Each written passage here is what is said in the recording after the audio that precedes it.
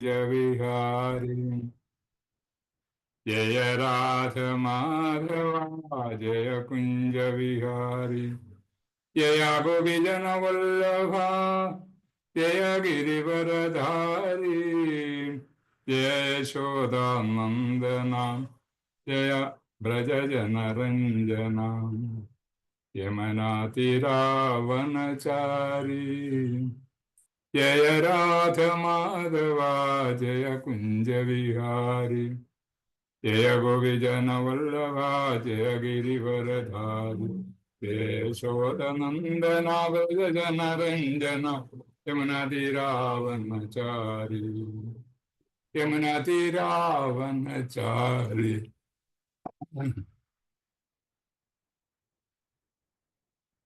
हरे कृष्णा हरे कृष्णा कृष्ण कृष्णा हरे हरे हरे राम राम राम हरे हरे हरे कृष्णा कृष्ण कृष्णा हरे हरे हरे राम राम राम हरे हरे हरे कृष्णा कृष्ण कृष्ण हरे हरे हरे राम राम राम हरे हरे। जय जय जगन्नाथ जय जय जगन्नाथ जय जय राधा माधव जय जय राधा माधव जय जय कृष्ण बलराम जय जय कृष्ण बलराम जय जय कृष्ण बलराम जय जय गौरनिताय जय जय गौरनिताय जय जय प्रभुपाद प्रभुपाद जय जय प्रभुपाद जय जय प्रभुपाद जय जय प्रभुपाद प्रभुपाद जय जय प्रभुपाद जय जय गुरुदेव जय जय गुरुदेव गुरुदेव जय जय गुरुदेव।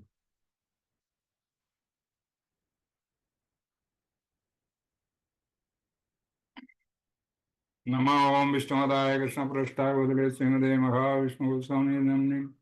नमो ओम विष्णुपदाय कृष्णपृष्ठाय भूतले श्रीमते भक्तिवेदांत स्वामी नमः। नमस्ते सारस्वते देवे गौरवाणी प्रजापति विशेष शून्यवादी पाश्चात्य देशधारिणी। नमो ओम विष्णुपदाय कृष्णपृष्ठाय भूतले श्रीमते भक्ति वेदांत स्वामी नमः। नमस्ते सारस्वती देवे गौरवाणी प्रचारणे विशेष शून्यवादी पाश्चात्य വേഷധാരണി. ഹരേ കൃഷ്ണ. എല്ലാ ഭക്തജനങ്ങൾക്കും സ്വാഗതം. എല്ലാ ഭക്തജനങ്ങൾക്കും എൻ്റെ വിനീതമായ നമസ്കാരം. ഹരേ കൃഷ്ണ. ഇന്നത്തെ ശ്ലോകം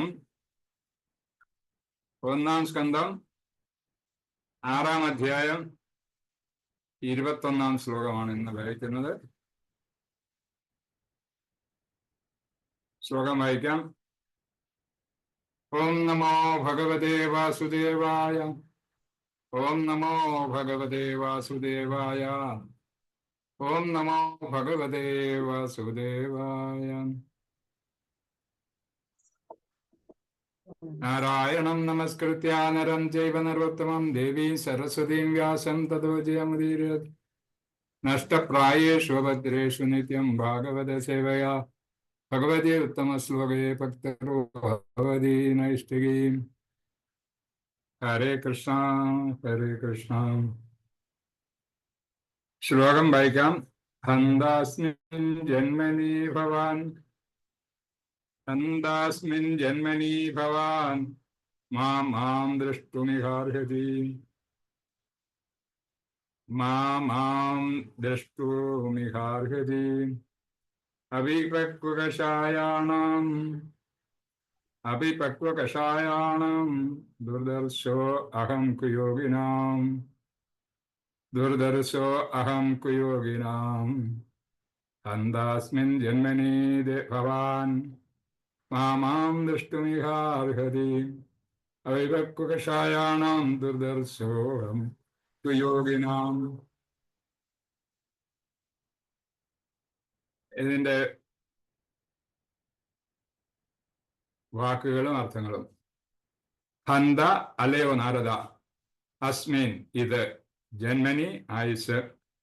ഭഗവാൻ അങ്ങ് സ്വയം. മാ അല്ല, മാം മേ ദൃഷ്ടും ദർശിക്കാനായി ഇഹ ഇവിടെ അർഹതി അർഹിക്കുന്ന അവിപക്വ അപക്വമായ കഷായാണ ഭൗതിക മാലിന്യം ദുർദശ ദർശിക്കാൻ പ്രയാസമായ അഹം ഞാൻ കുയോഗിനാം സേവനത്തിൽ അപൂർണമായ. ശ്രീല പ്രഭുപാദജിക്ക് ജയ്. വിവർത്തനവും ഭാവാർത്ഥവും. വിവർത്തനം. ഭഗവാൻ അരുൾ ചെയ്യുന്നു, അല്ലയോ നാരദ, ഈ ജന്മത്തിൽ താങ്കൾക്ക് ഇനി എന്നെ ദർശിക്കാനുള്ള പ്രാപ്തി ഉണ്ടായിരിക്കുന്നതല്ല. അതിൽ ഞാൻ അനുദപിക്കുന്നു. സേവനത്തിൽ അപൂർണരും സർവഭൗതിക മാലിന്യങ്ങളിൽ നിന്നും പൂർണ്ണമായും സ്വതന്ത്രരാകാത്തവരുമായ വ്യക്തി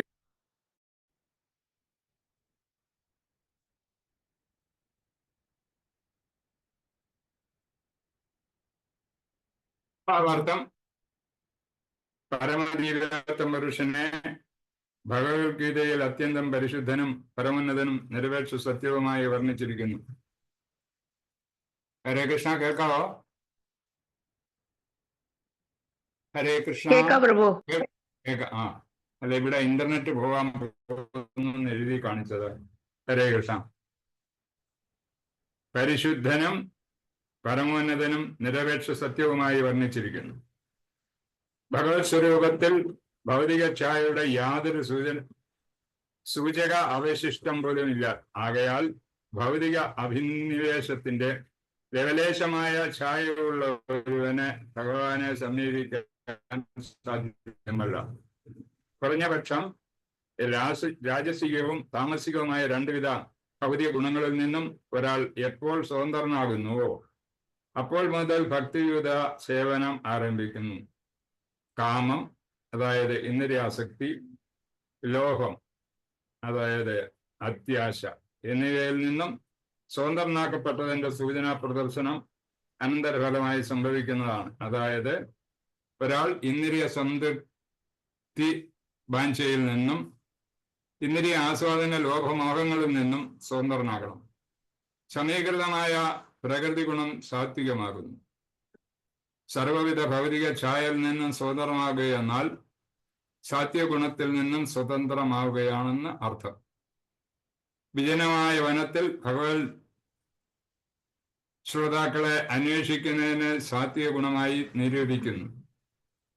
ആത്മീയ പരിപൂർണത പ്രാപ്തമാക്കാനായി ഒരാൾ വനത്തിലേക്ക് ഗമിക്കണം. എന്നാൽ അവിടെ അവനെ ഭഗവാനെ സ്വയം ദർശിക്കാൻ സാധ്യമാകും എന്ന് അതിനർത്ഥമില്ല. സർവഭൗതിക അഭിനിവേശങ്ങളിൽ നിന്നും പരിപൂർണമായും സ്വതന്ത്രമായി അതീന്ദ്രിയ തലത്തിൽ നിവിഷ്ടമാകണം. എങ്കിൽ മാത്രമേ ഒരു ഭക്തന് പരമദൈവത്വ പുരുഷനെ സ്വയം ദർശിച്ച് അനുഭവവേദ്യമാക്കാൻ സാധിക്കുകയുള്ളൂ. ശ്രേഷ്ഠവും ഉചിതവുമായ മാർഗമാണ് ഭഗവാന്റെ അതീന്ദ്രിയ സ്വരൂപത്തെ ആരാധിക്കുന്ന സ്ഥലത്ത് വസിക്കുക എന്നത്. ഭഗവത് ക്ഷേത്രം അതീന്ദ്രിയ സ്ഥലവും നേരെ മറിച്ച് വനം തത്വത്തിൽ ശ്രേഷ്ഠ വസതിയുമാകുന്നു. ഒരു പുതുഭക്തൻ കാനനത്തിൽ ഗമനം നടത്തി ഭഗവാനെ അന്വേഷിച്ച് കണ്ടെത്തുന്നതിനേക്കാൾ ഭഗവത് വിഗ്രഹത്തെ ഭഗവത് ഗൃഹം, അതായത് അർച്ചന വിഗ്രഹം ഉപാസിക്കുന്നതാണ് ഉത്തമം. ആരണ്യത്തിൽ അലസഗമനം നടത്തുന്നതിനേക്കാൾ ശ്രേഷ്ഠമാണ് ഭക്തിഗത സേവനത്തിന് പ്രാരംഭം കുറിക്കുന്ന അർച്ചന പ്രക്രിയ. സർവവിധ ഭൗതിക അഭിലാഷങ്ങളിൽ നിന്നും പരിപൂർണമായി സ്വതന്ത്രമാക്കപ്പെട്ട ഈ വർത്തമാന ജീവിതത്തിൽ ശ്രീ നാരദമുനി കാനന സഞ്ചാരം നടത്തിയില്ല. എങ്കിൽ തന്നെയും അദ്ദേഹത്തിന്റെ സാന്നിധ്യം ഒന്നുകൊണ്ടും മാത്രം സർവയിടങ്ങളിലും വൈകുണ്ഠമാക്കി മാറ്റാൻ അദ്ദേഹത്തിന് കഴിയുന്നു. മനുഷ്യർ, സുരന്മാർ, കിന്നരന്മാർ, ഗന്ധർവന്മാർ, ഋഷികൾ, മുനിമാർ എന്നിവരെയും മറ്റെല്ലാവരെയും ഭഗവത് ഭക്തരാക്കി രൂപാന്തരപ്പെടുത്താൻ അദ്ദേഹം ഒരു സ്ഥലത്തു നിന്നും മറ്റൊരു സ്ഥലത്തേക്ക് സഞ്ചരിക്കുന്നു. അദ്ദേഹം തന്റെ പ്രവർത്തനത്താൽ പ്രഹ്ലാദ മഹാരാജാവ്, ധ്രുവ മഹാരാജാവ് എന്നിവരെ പോലെയുള്ളവരെയും മറ്റു നിരവധി പേരെയും ഭഗവാന്റെ അതീന്ദ്രിയ സേവനത്തിൽ നിയുക്തമാക്കി. ആകയാൽ ഭഗവാന്റെ ശുദ്ധഭക്തന്മാർ നാരദൻ, പ്രഹ്ലാദൻ എന്നിവരെ പോലുള്ള മഹാഭക്തരുടെ കാലടികളെ പിന്തുടർന്ന് കീർത്തന പ്രക്രിയയാൽ ഭഗവത് മഹാത്മ്യങ്ങളെ പ്രകീർത്തിക്കുവാൻ നമ്മുടെ സമ്പൂർണ്ണ സമയവും വിനിയോഗിക്കണം. അവിധമുള്ള പ്രചാരണ പ്രവർത്തനം സർവ ഭൗതിക ഗുണങ്ങൾക്കും അതീതമാണ്, അതീന്ദ്രിയമാണ്. ഹരേ കൃഷ്ണ. ഇതാണ് ശ്ലോകം 21. അപ്പൊ അതിനകത്ത് പ്രഭുപാദർ വിവരിക്കുന്നതൊക്കെ ഇതിനെപ്പറ്റി വിവരിച്ചു. നമ്മുടെ നാരദന്റെ ഹരേ കൃഷ്ണ വിഗ്രഹം.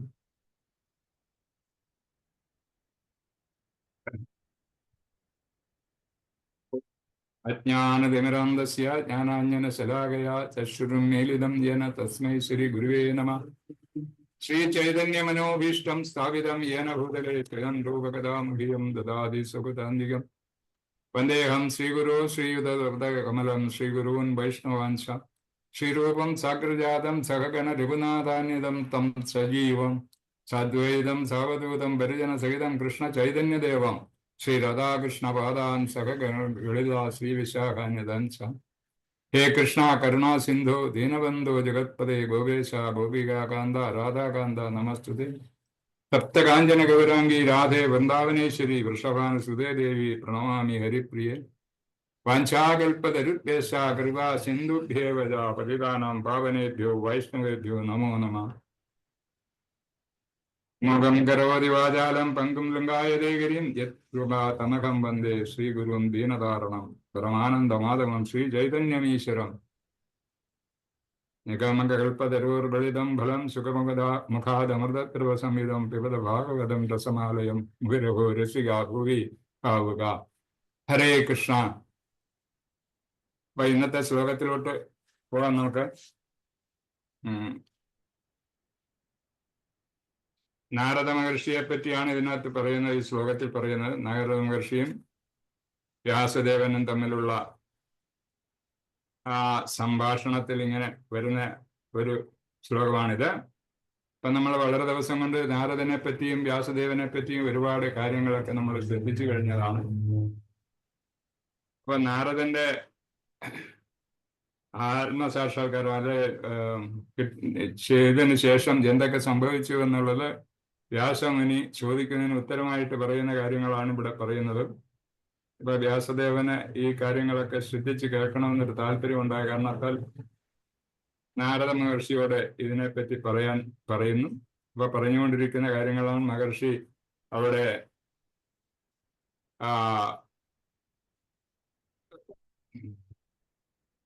ഉയർന്ന സന്യാസിമാരുമായിട്ട് സമ്പർക്കം ചെയ്തതിന് ശേഷം എന്താണ് സംഭവിച്ചത്, എങ്ങനെയാണ് താങ്കളുടെ ജീവിതം, അങ്ങയുടെ ജീവിതം എങ്ങനെയൊക്കെയായിരുന്നു എന്നെ പറ്റി വ്യാസദേവൻ ചോദിച്ചതിന് ഉത്തരമായിട്ടാണ് നാരദ മഹർഷി പറഞ്ഞുകൊണ്ടിരിക്കുന്നത്. അപ്പൊ അദ്ദേഹത്തിന്റെ കാര്യങ്ങൾ ഇങ്ങനെ തുടരുകയാണ്.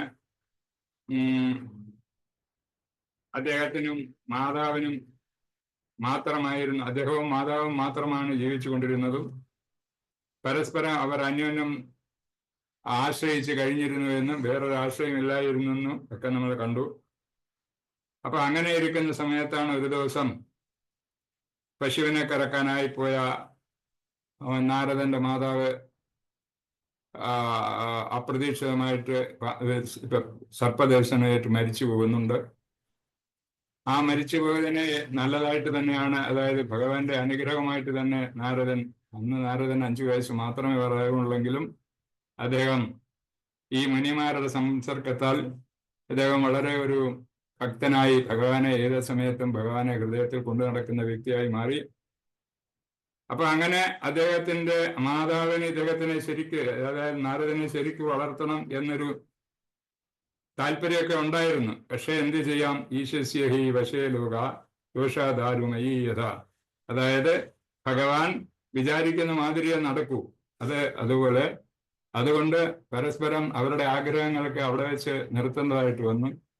അങ്ങനെ മാതാവ് മരിച്ചതിന് ശേഷം അദ്ദേഹം അവിടെ നിന്ന് യാത്ര തിരിച്ച് വനങ്ങളിലും ഘോരവനങ്ങളിൽ കൂടെയൊക്കെ നടന്നു. ഒരു ഭയമില്ലല്ലോ എന്ന് നമ്മൾ വിചാരിക്കും. ഈശ്വരചിന്ത മാത്രമുള്ള ഒരു വ്യക്തിക്ക് ഒരിക്കലും ഭയമുണ്ടാകില്ല എന്നുള്ളത് നമ്മൾ പല പ്രാവശ്യം പഠിച്ചു കഴിഞ്ഞതാണ്.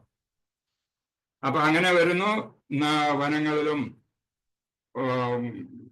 ഗ്രാമങ്ങളിലും ഒക്കെ സഞ്ചരിച്ച് അദ്ദേഹം ക്ഷീണിതനായ ഒരു സ്ഥലത്ത് ഇരിക്കുന്നു.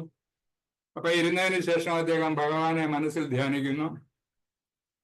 ആ മനസ്സിൽ ധ്യാനിക്കുന്ന സമയത്ത് അദ്ദേഹത്തിന് ഹർഷോന്മാദം ഉണ്ടാകുന്നു. അതായത് ഏറ്റവും ഭക്തിയുള്ള ഭക്തൻ, ഉയർന്ന ഭക്തന്മാര്, അതായത് ഭഗവാനെ അകമഴിഞ്ഞ് ആഗ്രഹിക്കുന്ന ഭക്തന്മാര് ഭഗവാനെ വിചാരിക്കുമ്പോൾ തന്നെ ഹർഷോന്മാദം ഉണ്ടാകുന്ന ഒരു സ്ഥിതി പറഞ്ഞിട്ടുണ്ട്. അത് ചൈതന്യ മഹാപ്രഭുവിനും ഉണ്ടായിട്ടുണ്ട് പല സമയത്തും. അതിനെപ്പറ്റിയൊക്കെ നമ്മളൊരു ക്ലാസ്സിൽ വിശദീകരിച്ചാണ് അങ്ങനെ ഹർഷോന്മാദം. അപ്പൊ അതേമാതിരി നാരദന്റെ കണ്ണിൽ കൂടെ അശ്രു ധാരയായി ഒഴുകാൻ തുടങ്ങി. അപ്പോൾ തന്നെ അദ്ദേഹത്തിന് ഭഗവാന്റെ രൂപം, ആ ഭഗവത് രൂപം നമ്മളെല്ലാം പഠിച്ചിട്ടുള്ളതാണല്ലോ, ആ ഭഗവത് രൂപം അദ്ദേഹത്തിന്റെ മനസ്സിൽ തെളിഞ്ഞു വരികയും അപ്പൊ അതില് ആകർഷനാകുകയും ചെയ്തു. അപ്പൊ ഭഗവാനെ അദ്ദേഹത്തിന് ശരിക്കൊന്നും നോക്കാനോ കാണാനോ സാധിച്ചില്ലെന്നാണ് പറയുന്നത്. അപ്പൊ അത്രയ്ക്ക് ഒരു ശ്രേഷ്ഠമായ ഒരു അവസ്ഥയാണ്, അതിനാണ് ഹർഷോന്മാദം ഉണ്ടാകുന്ന സമയം എന്ന് പറയുന്നത്. ഭഗവാനെ അദ്ദേഹത്തിന്റെ മനസ്സിൽ കാണുന്നു. മനസ്സിൽ കണ്ടപ്പോൾ തന്നെ ഇദ്ദേഹത്തിനുണ്ടായ ആ സന്തോഷത്താൽ ശരിയായിട്ട് ഭഗവാനെ ഒന്ന് കാണാൻ സാധിച്ചില്ലെന്നാണ് പറയുന്നത്. നേരിൽ പ്രത്യക്ഷത്തിൽ വന്നില്ലെങ്കിൽ മനസ്സിലാണ് ഭഗവാനെ അവിടെ തെളിഞ്ഞു കണ്ടതും. അപ്പൊ തന്നെ അദ്ദേഹത്തിനുണ്ടായ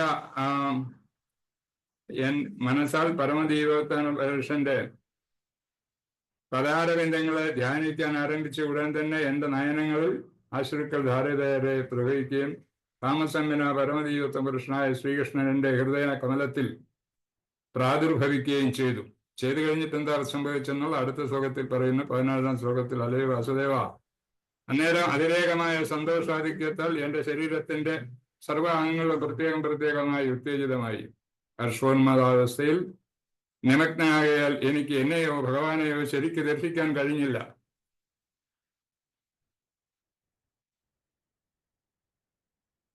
യഥാരൂപം മനസ്സിന്റെ അഭിലാഷങ്ങളെ സംതൃപ്തമാക്കുകയും സർവ്വ മാനസിക വൈരുദ്ധ്യങ്ങളെയും തൽക്ഷണം നിർമാർജനം ചെയ്യുകയും ചെയ്യുന്നു. ആ യഥാരൂപം നഷ്ടപ്പെടുകയാൽ അഭികാമ്യമായത് നഷ്ടപ്പെടുമ്പോൾ ഉണ്ടാകുന്ന ആ പ്രയാസം അദ്ദേഹത്തിനുണ്ടായി. അപ്പൊ പെട്ടെന്ന് തന്നെ രൂപം കണ്ടു, പക്ഷെ ഒന്നും സംസാരിക്കുന്നതിന് മുമ്പ് തന്നെ അപ്രത്യക്ഷമാകുകയും ചെയ്തു. അപ്പൊ അതിന്റെ വ്യഥ, അങ്ങനെ അദ്ദേഹം അവിടെ ഒരു ആൽമരത്തിന്റെ ചുവട്ടിലിരുന്നാണ് ഈ സംഭവം നടത്തുന്നത്. അപ്പൊ അവിടെ ഇരിക്കുന്നത് എങ്ങനെ ഇത് വിഷമിച്ച് ആ വിഷമം എന്നിട്ട് അദ്ദേഹത്തിന്റെ ഈ വിഷമസ്ഥിതി മനസ്സിലാക്കിയ ഭഗവാൻ വീണ്ടും ശബ്ദരൂപത്തിൽ അദ്ദേഹത്തിന് അവിടെ സമാധാനപ്പെടുത്തുന്നു.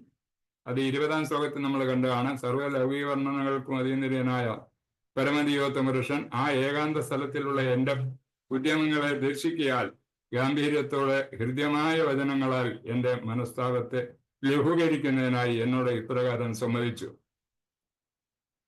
അപ്പൊ ഈ നാരദന്റെ, അതായത് ഭഗവാനെ കാണുന്നതിന് ഇത്തരം ആർത്തിയോടിരുന്ന നാരദന് പെട്ടെന്ന് ഭഗവാനെ കണ്ടിട്ട് മറഞ്ഞു പോയത് കൊണ്ട് അദ്ദേഹത്തിനുണ്ടായിരുന്ന വ്യഥ, അദ്ദേഹത്തിനുണ്ടായിരുന്ന പ്രയാസങ്ങൾ, ബന്ധപ്പാട് അതെല്ലാവർക്കും മനസ്സിലാകുന്നതാണ്. ഈ കാര്യത്തെപ്പറ്റി കഴിഞ്ഞ പ്രാവശ്യം നാളെ ഒരു പ്രഭുജി ഇതിനെപ്പറ്റി വിവരിക്കുകയുണ്ടായി, എന്ത് സംഭവമാണ് ഇങ്ങനെ സംഭവിക്കുന്നത്.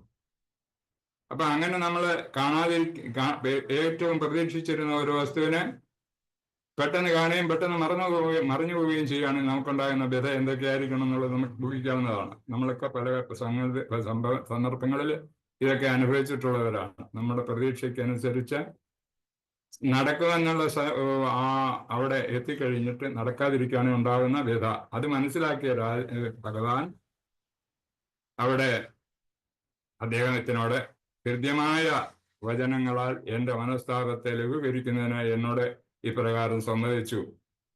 ഗാംഭീര്യത്തോടെ തന്നെയാണ് ഭഗവാന്റെ സംസാരങ്ങളൊക്കെ ഗാംഭീര്യമായിട്ടുള്ളത് തന്നെയാണ്. പക്ഷേ ഏറ്റവും ഒരു മുതിർന്ന അല്ലെങ്കിൽ ഒരു അച്ഛൻ മകനോട് സമാധാനിപ്പിക്കുന്ന മാതിരിയുള്ള രീതി തന്നെയാണ് അതാണ് പറയുന്നത്. വചനങ്ങൾ എന്റെ മനസ്താപത്തെ ലഘൂകരിക്കുന്നതിന് എന്നോട് ഇപ്രകാരം ഭവിച്ചു. അതെ, ആ ഭഗവാൻ എന്താണ് പറഞ്ഞതെന്നുള്ളതാണ് ഈ 21ാം ശ്ലോകത്തിൽ നമ്മളിവിടെ പഠിക്കുന്നത്. ഹന്താസ്മിൻ ജന്മനി ഭവാൻ മാം ദഷ്ടുമിഹാർഹതി. അവിവക്ഷകഷായാണ് ദുർദശ ഹം കുയോഗിന. അതിന്റെ അർത്ഥം ഇവിടെ പറയുന്നത് ഭഗവാൻ അരുൾ ചെയ്യുന്നു. എന്ത് ഭഗവാൻ അരുൾ ചെയ്യുന്നു? അല്ലയോ നാരദ, ഈ ജന്മത്തിൽ താങ്കൾക്ക് ഇനി എന്നെ ദർശിക്കാനുള്ള പ്രാപ്തി ഉണ്ടായിരിക്കുന്നതല്ല. അതിന്റെ കാരണം എന്താന്ന് വെച്ചാൽ, അതിൽ ഞാൻ അനുഭവിക്കുന്ന വിഷമുണ്ട്. എന്നാലും സേവനത്തിൽ അപൂർണരും സർവ ഭൗതിക മാലിന്യങ്ങളിൽ നിന്നും പൂർണ്ണമായും സ്വതന്ത്രരാകാത്തവരുമായ വ്യക്തികൾക്ക് എന്നെ ദർശിക്കാനാകില്ല എന്ന് ഭഗവാൻ നാരദനോട് പറഞ്ഞു കൊടുക്കാം. ഇനി എന്താണ് അതിന്റെ അർത്ഥം എന്ന് വെച്ചാൽ, ഇനി വേണ്ട വിധത്തിൽ നീ ഇനി ജന്മങ്ങൾ ഒരുപാട് സമയം ഒരുപാടുണ്ട്. ഈ ജന്മത്തിൽ നിനക്ക് ഇനി എന്നെ കാണാനോ എൻ്റെ വാക്ക് കേൾക്കാനോ സാധിക്കത്തില്ല. അതുകൊണ്ട് ഇനി മുതൽ നിന്റെ ഭക്തി പൂർണ്ണതയിലെത്തുക എന്ന് പറഞ്ഞ് സമാധാനിപ്പിച്ചിട്ട് ഭഗവാൻ അപ്രത്യക്ഷനാകുന്നു. അപ്പൊ ഇതാണ് ഈ ശ്ലോകത്തിന്റെ സന്ദർഭം. ഗംഭീരമായ ശബ്ദത്താൽ നാരദനോട് പറയുന്ന ഈ ജന്മത്തെ ഇനിയും ദർശനം ലഭിക്കില്ല. എന്തുകൊണ്ടെന്നാൽ ഭക്തിയുടെ പരിപൂർണതയിൽ എത്തിയിട്ടില്ല. അപ്പോൾ ഓരോ ഭക്തനും ഭക്തിയുടെ പരിപൂർണതയിൽ എത്തിയെങ്കിൽ മാത്രമേ നമുക്ക് ഭഗവാനെ ദർശിക്കാൻ പറ്റൂ എന്നുള്ള കാര്യം നമ്മൾ മനസ്സിലാക്കണം.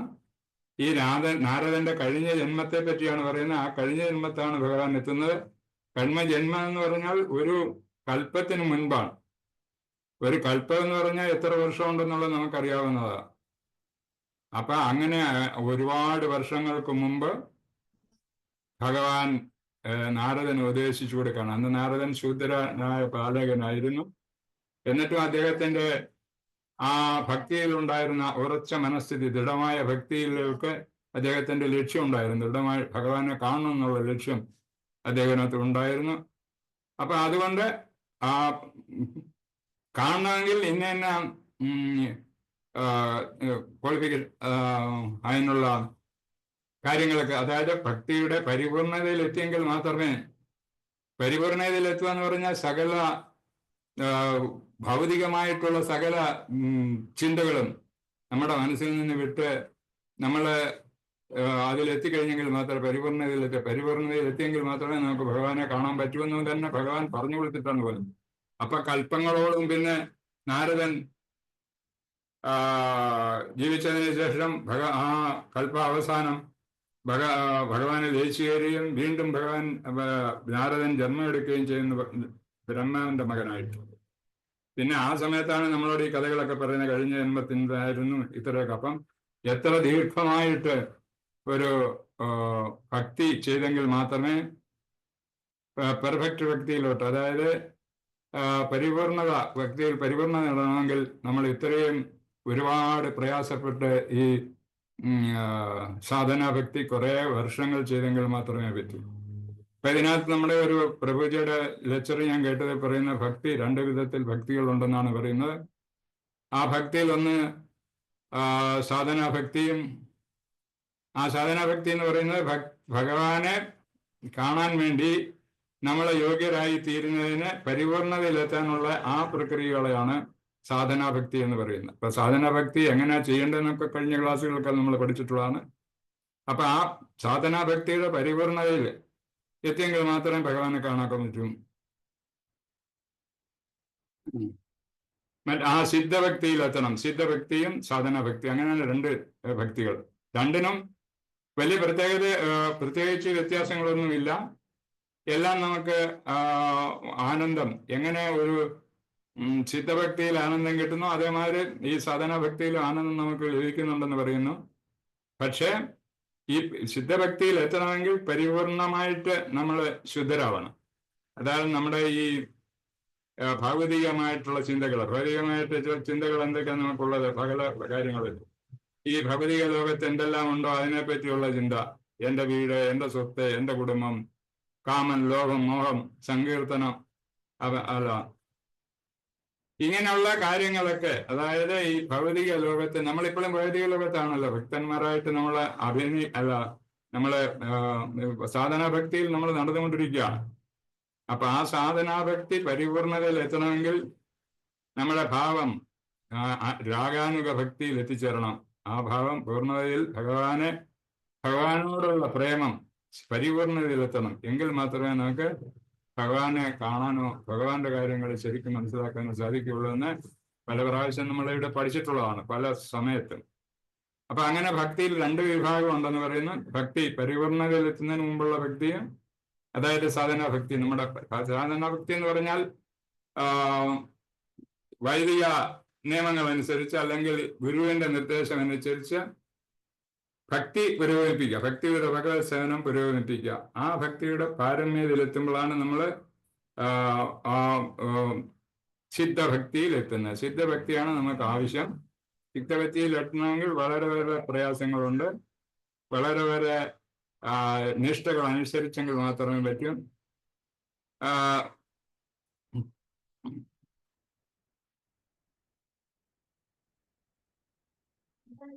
സാധനാ അവസ്ഥയും സിദ്ധ അവസ്ഥയും പ്രാധാന്യത്തിൽ ഒരുപോലെയാണെന്നാണ് പറയുന്നത്. രണ്ടിലും ആണെന്ന് ഒരുപോലെയാണ്. അതിന് ഒരു ഉദാഹരണം പറഞ്ഞത് ആ പ്രഭു പറഞ്ഞാണ്. ഗോപകുമാർ എന്ന് പറഞ്ഞ ഒരു ശിഷ്യനും അദ്ദേഹത്തിന്റെ ഗുരു ഉണ്ടായിരുന്നു. ആ ഗോപകുമാറിന്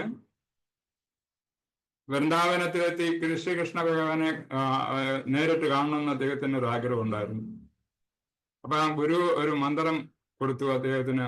ആ മന്ത്രം ജപിച്ചുകൊണ്ട് അദ്ദേഹം വളരെ കാലങ്ങളില് സാധനാഭക്തി ആ മന്ത്രത്തിന്റെ ഇതില് വളരെ നാള് പ്രവർത്തിച്ചു.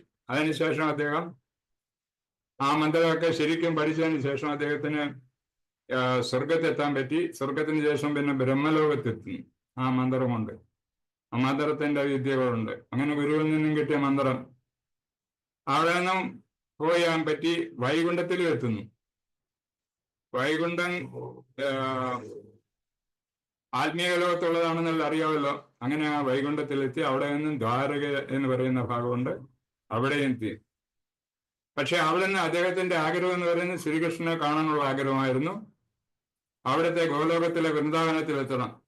അപ്പൊ ആ ഈ മന്ത്രം ജപിച്ചുകൊണ്ട്, ഈ ഗുരു കൊടുത്ത മന്ത്രം ജപിച്ചുകൊണ്ട് ദ്വാരകയിൽ നിന്നും ഗോലോകത്ത് എത്താം. പക്ഷേ ഗോലോകത്ത് നിന്നും ഭഗവാന്റെ അവിടുത്തെ വൃന്ദാവനത്തിലെത്താൻ പ്രയാസമാണ്. അപ്പൊ അതിന് പിന്നെ അദ്ദേഹം തിരിച്ചു വന്നിട്ട് സങ്കീർത്തന യജ്ഞത്തിൽ കൂടെ, അതായത് ഹരേ കൃഷ്ണ ഹരേ കൃഷ്ണ കൃഷ്ണ കൃഷ്ണ ഹരേ ഹരേ ഹരേ രാമ രാമ രാമ എന്നുള്ള സങ്കീർത്തനം, അതിന്റെ സങ്കീർത്തനത്തിൽ കൂടെ പിന്നെ അദ്ദേഹം പോയെങ്കിൽ മാത്രമേ, പോയതിനു ശേഷമാണ് ഭഗവാന്റെ അടുത്ത് എത്താൻ ഗോലോക വൃന്ദാവനത്തിൽ എത്താൻ സാധിച്ചതെന്ന് ആ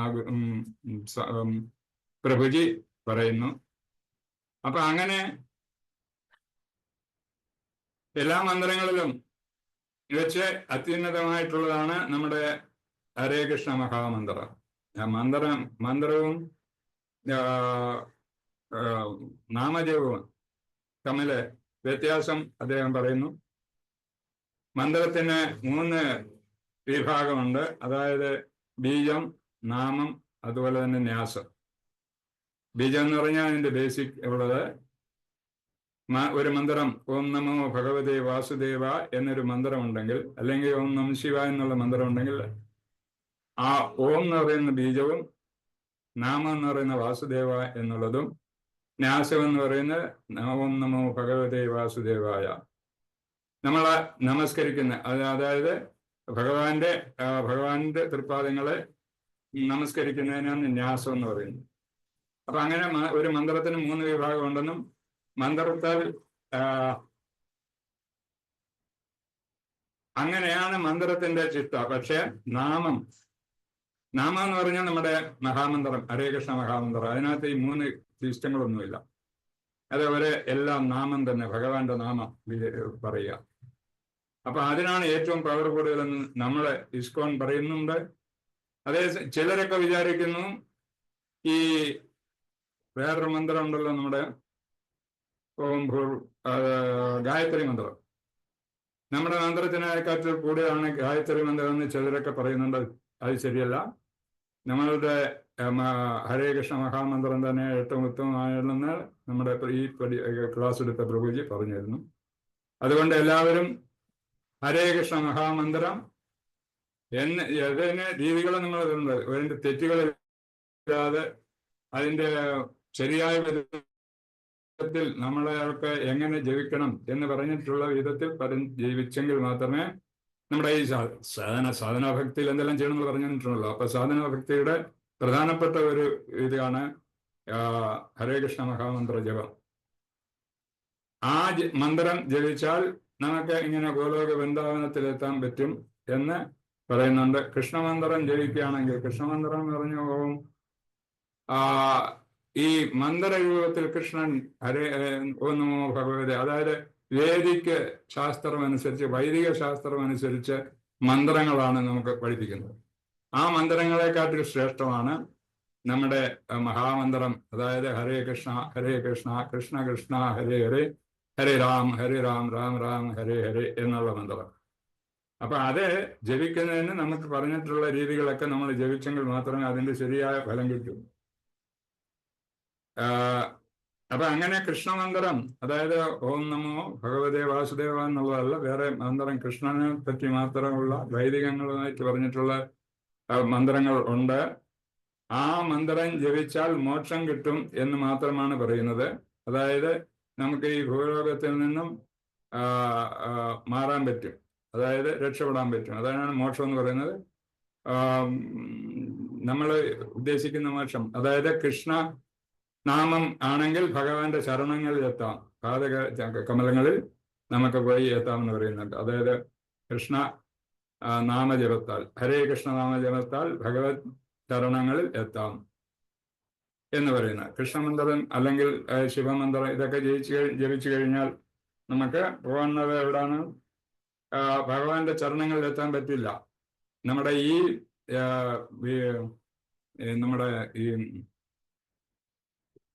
ജയിലറ, നമ്മുടെ ഈ ഭൗതിക ലോകത്ത് നിന്ന് രക്ഷപ്പെടാൻ സാധിക്കും, അതായത് മോക്ഷം കിട്ടുന്നുണ്ട്. പക്ഷെ ഭഗവത് ചരണങ്ങളിൽ തന്നെ എടുക്കണമെന്നുണ്ടെങ്കിൽ നമ്മൾ ഹരേ കൃഷ്ണ മഹാമന്ത്രം അല്ലെങ്കിൽ മഹാമന്ത്രം ജപിക്കണം.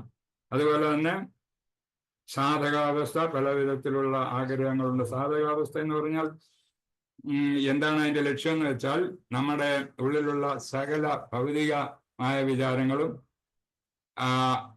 അങ്ങനെയുള്ള എല്ലാവർക്കും ഉണ്ടല്ലോ, സകല ഭൗതികമായിട്ട് പലരും വിചാരിക്കുന്നുണ്ട് നമ്മുടെ കുട്ടികളെ നോക്കണമെന്നും, നമുക്ക് ബാങ്ക് ബാലൻസ് ഉണ്ടാക്കണമെന്നും, നല്ല സൗധങ്ങളിൽ താമസിക്കണമെന്നും, കൂടിയ വസ്ത്രങ്ങൾ ധരിക്കണം, അങ്ങനെയൊക്കെയുള്ള പല പല ഭൗതികം, മറ്റുള്ളവരുടെ ഉയർച്ചയിൽ ദേഷ്യം ഉണ്ടാകുക, അങ്ങനെ സാധാരണ നമ്മുടെ നാടൻ ഭാഷയിൽ പറഞ്ഞ കുശുമ്പും കുന്നായ്മ, ഇതൊക്കെയാണ് ഭൗതികമായിട്ടുള്ള ചിന്തകൾ. ആ ഭൗതികമായിട്ടുള്ള എന്തുവിധ ചിന്തകളുണ്ടോ അതെല്ലാം മാറ്റി കിട്ടും സാധനാവസ്ഥ, സാധന ഭക്തിയിൽ കൂടി. അങ്ങനെ സാധനാഭക്തി ഏറ്റവും ഉയരുന്ന സമയത്താണ് നമുക്ക് അതായത് സാധനാഭക്തിയുടെ പാരമ്യത്തിൽ, അതായത് ഭാവത്തിൽ നമ്മുടെ ഭഗവാൻ പ്രേമത്തിന് നമുക്ക് കിട്ടുന്ന അവസ്ഥ, സിദ്ധ അവസ്ഥയിൽ എത്തിക്കഴിയുമ്പോഴേ നമുക്ക് ഭഗവാനുമായിട്ട് ചേരാൻ പറ്റൂ എന്ന് പറയുന്നുണ്ട്. പിന്നെ നാരദനെ പറ്റി പല കാര്യങ്ങളും നേരത്തെ നമ്മൾ പഠിച്ചിട്ടുള്ളതാണ്. അപ്പം ഇത്രയൊക്കെ പ്രയാസപ്പെട്ട് നടന്ന നമ്മുടെ നാരദ മഹർഷി, അതായത് ജന്മത്തിൽ ശൂദ്രബാലകൻ, അദ്ദേഹത്തിന് ഇത്രയൊക്കെ ഭക്തി ഉണ്ടായിട്ട് പോലും ഭഗവാൻ പറയുന്നു, നിന്റെ ഭക്തി പൂർണ്ണമായിട്ടില്ല, പരിപൂർണമായിട്ടില്ല. അതുകൊണ്ട് ഇനിയുമുള്ള സമയത്ത് നീ പരിപൂർണമായ ഭക്തി ചെയ്തിട്ട്, സാധനാഭക്തി ചെയ്തിട്ട് നീ പരിപൂർണയിൽ എത്തിക്കഴിയുമ്പോൾ നിനക്ക് എന്നെ ദർശിക്കാൻ സാധിക്കുമെന്നാണ് ഈ ശ്ലോകത്തിൽ പറഞ്ഞു കൊടുത്തിരിക്കുന്നത്.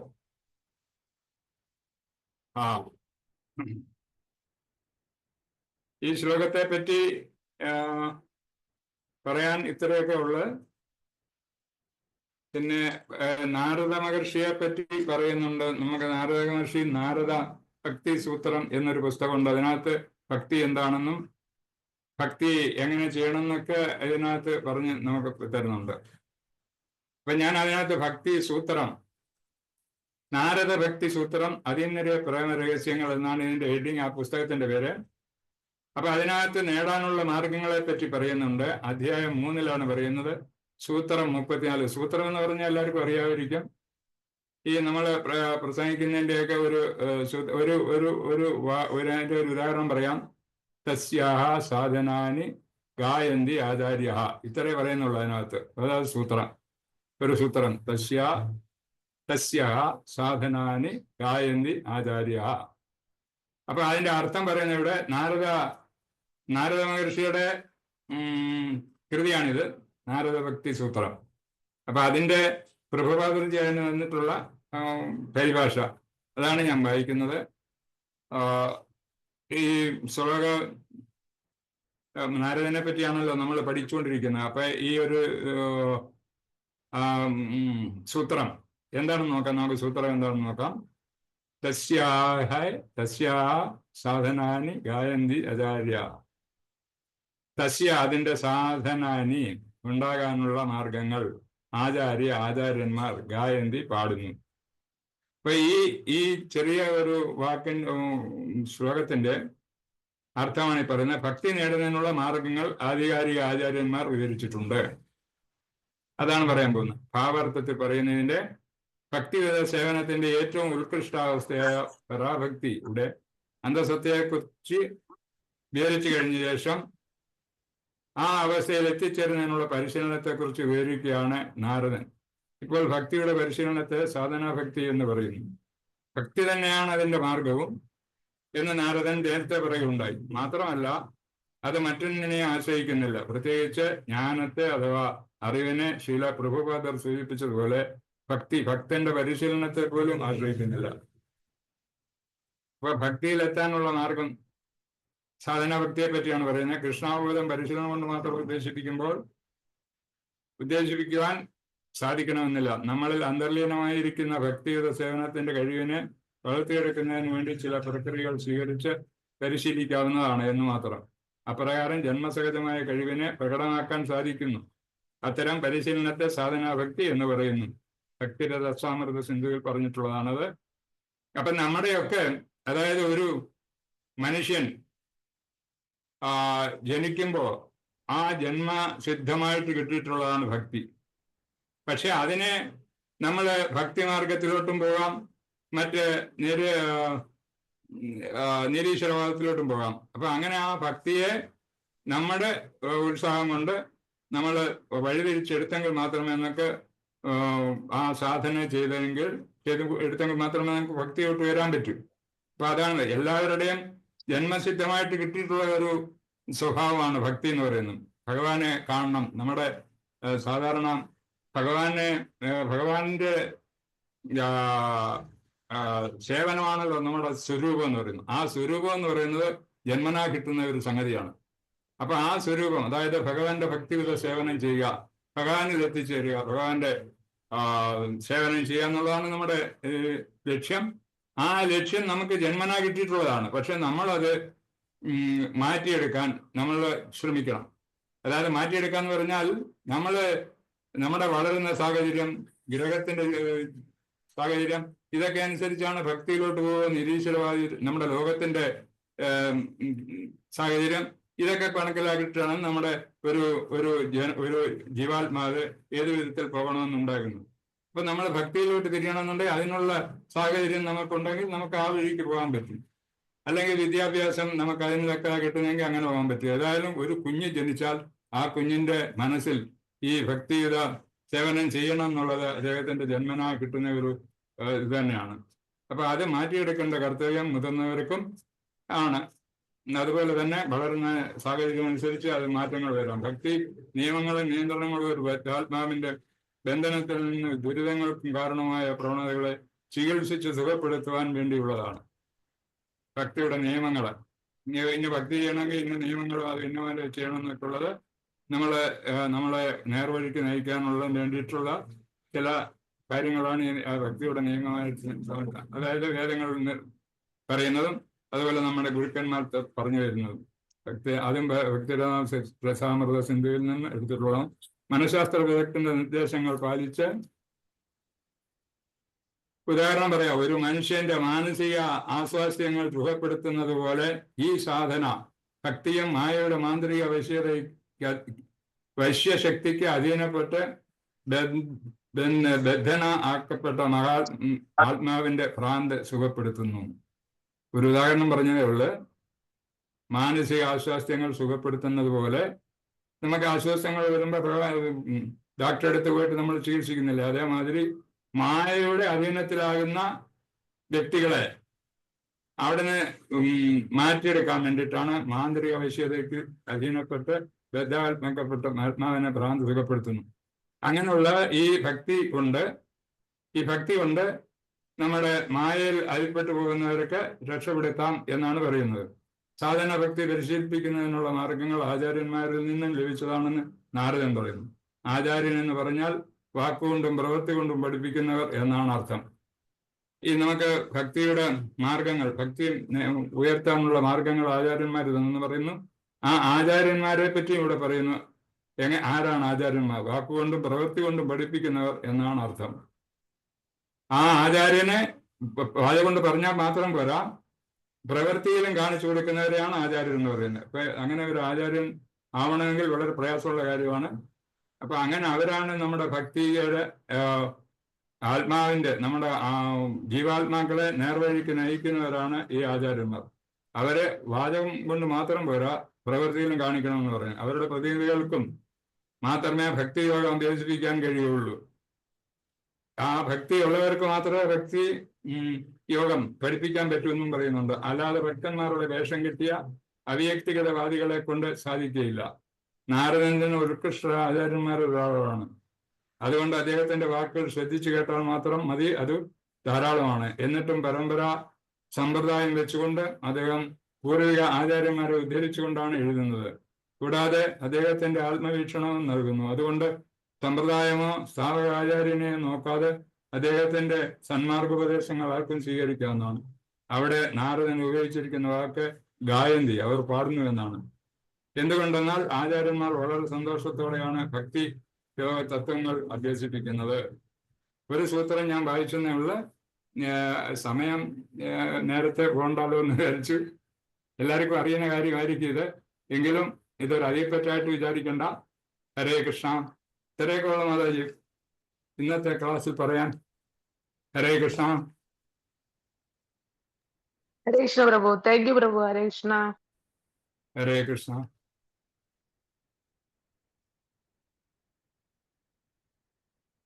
ആരെങ്കിലും കേട്ടവരുണ്ട്, എന്തെങ്കിലും ഉണ്ടെങ്കിൽ പറയാം. ഹരേ കൃഷ്ണ. ഹരേ കൃഷ്ണ. നന്ദി പ്രഭുജി, വളരെ നല്ല ക്ലാസ്, നന്നായിരുന്നു. Thank you പ്രഭുജി. Hare Krishna പ്രഭുജി. Thank you. Super, സൂപ്പറായി. പിന്നെ പ്രഭു പറഞ്ഞ ഒരു പോയിന്റ് എല്ലാവരുടെയും ശ്രദ്ധയ്ക്ക് ഒന്നുകൂടെ പറയാം. പ്രഭു പറഞ്ഞു, പത്രത്തിൽ നിന്ന് വായിച്ചു, നമ്മുടെ കാട്ടിൽ പോയി ഏകാന്തമായ ഭക്തി പ്രാക്ടീസ് ചെയ്യുന്നതിനേക്കാളും അർച്ചവിഗ്രഹത്തിന്റെ ഫ്രണ്ടിലുള്ള അതാണ് കൂടുതൽ നല്ലത് എന്ന് പറഞ്ഞു. അത് നല്ലൊരു പോയിന്റാണ്, നല്ലൊരു റിയലൈസേഷൻ ആണ്. വായിച്ചതേ ഉള്ളൂ ബ്രോ, പറഞ്ഞില്ല. അതെ അതെ അതെ, നല്ലൊരു പോയിന്റാണ്. നമുക്കത് ചിന്തിക്കേണ്ട ഒരു പോയിന്റാണ്. നന്നായിരുന്നു, നല്ല ക്ലാസ് ആയിരുന്നു. Thank you. ഹരേ കൃഷ്ണ. പ്രണാം പ്രഭുജി. ഹരേ കൃഷ്ണ.